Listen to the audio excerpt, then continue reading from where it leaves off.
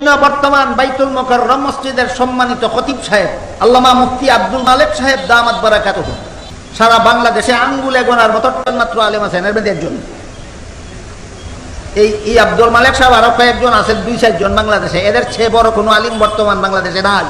তাহলে আব্দুল মালেক সাহেব একজন সাধারণ আলেম না, বাংলাদেশের শীর্ষস্থানীয় আলেম, জাতীয় মসজিদের খতিব, বাইতুল মুকাররম মসজিদের খতিব। তিনি এই 3 নম্বর ঈদটাকে বেদাত বলেছেন মন গড়া না নবীর তরিকার বিরুদ্ধে হওয়ার কারণে। 3 নম্বর ঈদটারে ঈদে মিলাদুন নবীকে তিনি বেদাত বলেছেন মন গড়া নয়, এটা নবীর শিক্ষা দেওয়া ঈদের বিপরীত হওয়ার কারণে। এই কারণে এক সাফাবাজ, ফতোয়াবাজ, ফেতনাবাজ বলে কোনটা সুন্নত কোনটা বেদাত আপনি ফতোয়া দেবেন না কেন?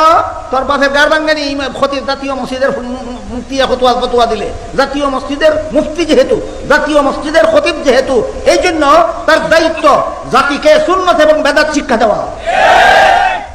জাতীয় মসজিদের খতিবের ওই দায়িত্ব জাতিকে সুন্নত কোনটা বেদাত কোনটা শিক্ষা দেওয়া। তোর মতো ফতোয়াবাদের চাফাবাদের ভিত্তিতে জাতীয় মসজিদ দায়িত্ব পালন করে না, জাতীয় মসজিদ দায়িত্ব পালন করে নবীর তরিকা মতো। বুঝা থেকে বলেন জাতীয় মসজিদের খতিব হইলে জাতিকে সুন্নত বেদাত শিক্ষা দেওয়ার দায়িত্ব নাই না দায়িত্ব আছে? তার দায়িত্ব ভালো করে তুই করতে গাইছ সাফাবাদ জাতীয় মসজিদের নির্দেশ দিতে সুন্নত কইতো না বিদাত